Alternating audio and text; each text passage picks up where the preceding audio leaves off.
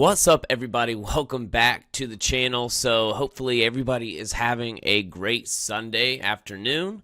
The markets, everyone seems to be not in as much fear these past few days, so people are getting excited. But I'm paying attention to what's happening, of course, overall, but we can only react to what's happening here in the moment. So 1.8, almost 1.9 trillion in the market cap. These cryptos, I swear, like just over the past few weeks, it seems like we just crossed 17,000. Anyway, what a lovely time to be alive in crypto. So in today's video, I had some news I wanted to share, and also I wanted to deep dive more into XDC. So be sure to stay to the end of this video, especially if you're interested in XDC, if you're interested in the new infrastructure of the financial system, the global trade system, if you're into utility cryptos and believe that utility is going to be what makes this market thrive in the future, then definitely watch this to the end of this video, because we deep dive into R3 and I make some connections there to some other things that they're doing that are very interesting. You need to stay up on. But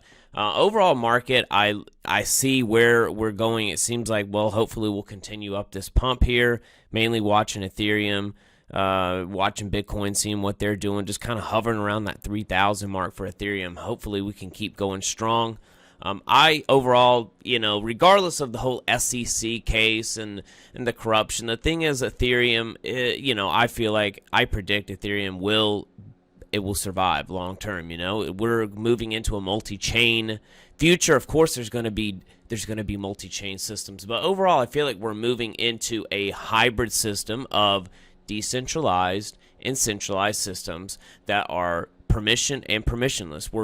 And it's going to be multi-chain, and we're going to have solutions that interoperate all of them. Ethereum's going to be one of them. So I want to see Ethereum do well. I want to see all crypto do well. And you see here, Celsius Network CEO expects $140,000 Bitcoin and $6,000 Ethereum. I thought that was interesting. We'll actually see what happens. Comment in the video where you think Ethereum will be at the end of 2022. That always is a can of worms opening that question up. But I think it could do well this year. The overall market, though, you see here, market reversal, showing the most bullish market for first time since November. So it'll be good to see kind of what's going on now. The big talk in the news was the wormhole incident, and I found this article pretty interesting. This was from a day ago. Quant crypto, could Quant's Overledger prevent another wormhole incident? I believe so. We talk about Quant on this channel, and full disclosure, Quant is one of my biggest holdings. That's why I like to stay up on it. But again, if something ever came along and it was completely better than Quant, and it was just the perfect mix of Quant but better, then of course I would look into it. I just don't think anything like that exists.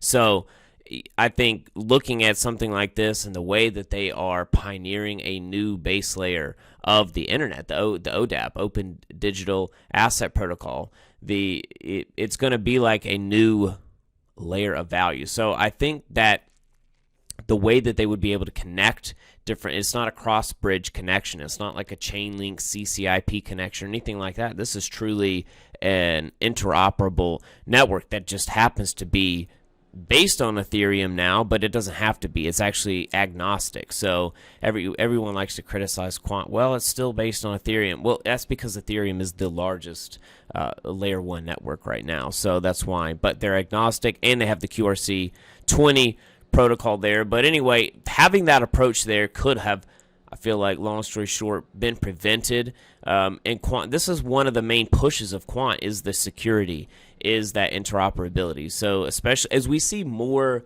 of these DeFi type hacks, I think it's only going to make Quant become more valuable, right? And only continue to get more prominence. The supply continues to go down, more and more people keep holding it. So it'll be interesting to follow and see. Now, moving on to R3 here, and let me just set the stage. We know that R3 is a consortium of banks that essentially they have developed the Corda blockchain. We all know they've debuted the XDC coin. They boast its regulatory compliance. We're well caught up on that. And I wanted to bring this to light, though, before I dug into the next thing, especially considering where did R3 come from? What exactly is XDC? Why is it set up the way that it is? So there's actually R3 just released the blockchain and the digital asset ecosystem, this white paper, not really a white paper, just an update. And so I wanted to go over a few points of that to kind of set the stage to what we're talking about, because there's a new coin and project that R3 is working on. Now, why do we talk about R3 in particular, and why do we talk about XDC? And we know that XDC is really tied into that digitizing notes related to trade finance. So like promissory notes, bills of lading, letters of credit, insurance loans, while maintaining the legality of those documents. They basically are trying to just take everything and digitize that related to trade finance. But now, as we know, that there is also another chain that they're developing. Now, I found this interesting, and this is several months old at this point, but I don't see people talking about it as much, so I'm going to draw some connections here. R3 developer of Corda working on unique DeFi network with its own token, right? So I'm going to try to bring all this together here, because it's important to understand we got XDC, we got that network trying to tackle global trade finance. Well, they're also R3, this consortium. Again, they've been around since 2014, so they really are trying to fuse and come together where they're combining a bunch of different players, and they want to go after DeFi, decentralized finance. So you see here, their network Obscuro can diminish malpractices like front running. Now, what is this, right? What is this? R3, the leading provider of enterprise technology and services, is building a unique DeFi network with a corresponding token. Now, just to remind you all, R3 is also the developer of the enterprise blockchain Corda. Now, Corda is a distributed ledger technology. It can be used by businesses and financial institutions. Now, they wanted, you see here, a speaker for R3 wanted and announced that the organization has been curating a proof of concept system that will thrive on transparency for external authorities using a decentralized permissionless network that values privacy with an associated token. The project they're calling Obscuro will be ready for launch in 2022.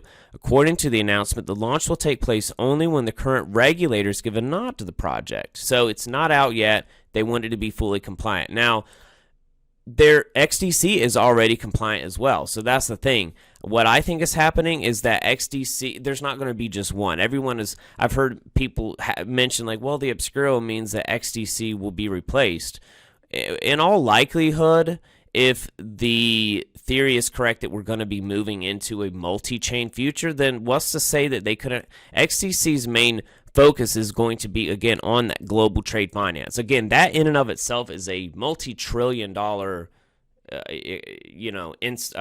sector. There's the word I'm looking for. It's already going to be trillions and trillions in and of itself. So they want a different solution for privacy and to be able to have a decentralized type finance ecosystem. So that's why they're going after, I guess, this other type of project and releasing its own token. When exactly in 2022, we don't know. Now, I did find this. This is on R3's website. They have a position open for blockchain engineer, and they're saying, why join Obscuro? We're setting out to provide a useful solution for a broad spectrum of decentralized finance DeFi use cases. Now, this is actually Obscuro. This token that they're building is actually a layer 2, I believe. So they're essentially, XDC is a hybrid public permissionless blockchain and private permission. So that is, they're already front running that. They already have that regulatory compliance set up, but they're building this second layer 2 here. As they're releasing it, and it's going to be their own. It's going to be their own take on it. So they're going to be able to control it here. And you see, they're looking for the blockchain engineer that is Obscuro's a greenfield project building a novel layer 2 for Ethereum. So they'll be able to essentially run on Ethereum, or perhaps even run this Obscuro on top of XDC, because XDC is a layer 1. So I know people had said, well, one's going to replace the other. They're both going to be used. The future, already you see here, as of July 2020, 80% of Italian banks were using R3's Corda blockchain to play a crucial role, and that was, using the XDC coin. So we're going to see both be able to be used there. It all goes back to what is going to allow for the ease of total interoperability, and total tokenization of assets. So going back to this digital asset ecosystem here, this white paper, I actually just wanted to mention a few parts here. Why blockchain has had limited impact already so far, and it's mainly been because the post-trade process faces inefficiencies that are just as stifling as the other parts of the capital markets lifecycle. However, unlike stages like issuance and custody, the type of solutions needed to address the challenges in the post-trade lifecycle have some fundamental differences. The first difference is the cost of updating antiquated legacy systems. That's where XDC, Zenfin, and really putting all of that onto a super fast system, moving these to a modern technology even without DLT, will come at a cost compared to technology that is already taken as a sunk cost. So while it's clear that it's needed, many market participants often take legacy technology as a sunk cost, meaning they're like, well, we already have it set up, we don't want to change. So that's one delay. The second delay in innovation is regulation. So some derivatives are mandated to clear, which requires that trades go through a particular type of intermediary. Of course, we know, like a clearinghouse, there's different types of them here in the US. Of course, clearinghouses also play a key role in digitizing this workflow. So they're trying to speed all that up, and that is where we're going to have a lot of these changes take place, and why we're going to have a multitude of different asset types. So traditional financial institutions embracing DLTs, digital exchanges. There's going to be a push for that, and that's where XCC comes in, I feel like. So we're going to see both. Now, I got this little clip from Todd McDonald, Chief Product Officer at R3, and I just wanted to play this real quick because he talks about interoperability. Let me just play this real quick. R3's been thinking about interoperability from day one of the company. We realized that this technology needs multiple participants to come together, but really multiple networks. If you think about today, we live in a multi-network world. Interoperability is crucial, especially when we're talking about the flow of money, the flow of assets. And so we've been investing in interoperability for our own networks and increasingly interoperability to other emerging networks to be able to create more their own flexibility networks, and choice for our customers and reduce the risk of them in adopting this technology today. Central bank digital currency is a perfect example of the need for interoperability and the work that R3 is doing today on that. If you think about what central banks around the globe are trying to do, they're trying to solve the challenge of cross-border payments, but still have things settle back into central bank money. That is essentially an interoperability problem and something that we're working on currently with Monetary Authority Singapore and other central banks. The original promise of distributed ledger technology, DLT, basically was right there. What I see is what you see. Right there you have, that is the main focus of what they're trying to work on. And they mentioned their own networks, plural. So again, my takeaway here is that R3 is definitely one of those we want to follow, tied into the space. They're a huge hitter, but they're not the only ones that are pushing R3. They're not, and technically I guess XDC is not tied to R3. They just happen to be the first blockchain that was on the Corda network. So again, but that doesn't mean that XDC is not important through the whole trade finance process. They're partnering with Trade Tech.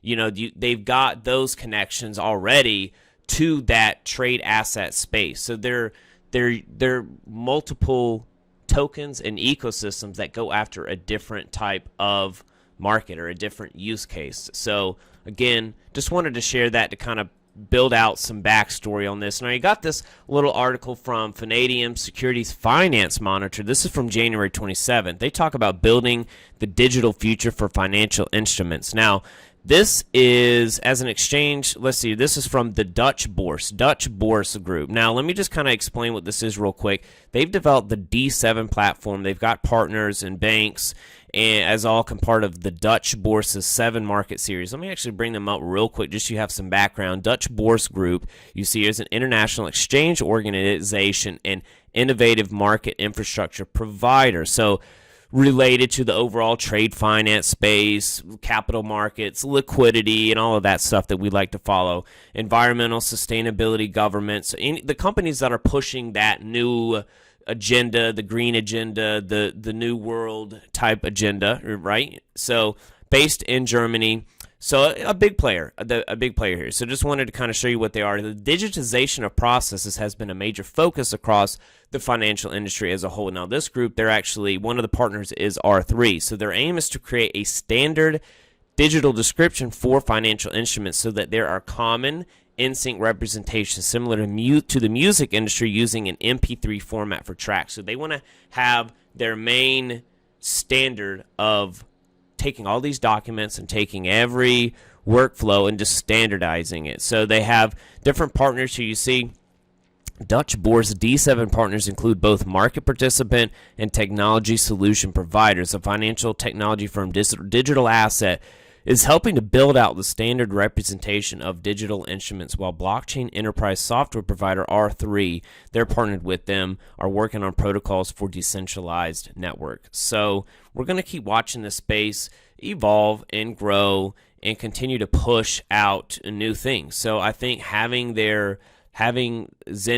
and the XDC network being one of the main and the first layer one on this whole network there, then that's important to see. But there's gonna be other players that fill in niche roles, however you say that word.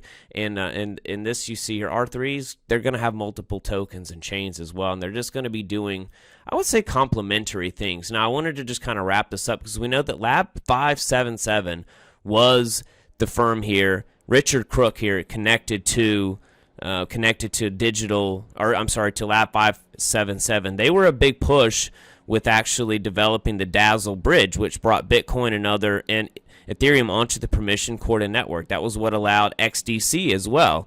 We talk about XDC and the Dazzle bridge. Now, he was pioneering. Richard Crook, he was one of the main guys that made it happen. And Lab 557 was actually acquired now by firm BCB Group acquires digital asset shop Lab 577. So again, they played a pivotal role in XDC and in that development. But again, we're going to see both of these do well. It's interesting to keep watching. Again, I don't see a ton of people talking about the Obscuro, but again, if you're really watching and think that utility is going to be what drives this space in the future, then I wanted to bring that up and just kind of highlight what I feel like all of this means and where this is going. Again, we got XDC, we got multiple networks kind of pushing the same thing, but keep watching out what's happening in the space. But I appreciate you guys watching through this video. Appreciate every single one of you coming by. Leave a like on this video if you'd like me talking more about this deep utility type stuff. I wanted to keep pulse on what's going on. Obviously, keep hanging in there. I feel like 2022, we're going to see a good year. Let's keep watching what happens macroeconomically. And don't forget, hit the like button and leave a comment. I would love to hear from you what your thoughts are on what's going on overall. And I'll see you on the next video.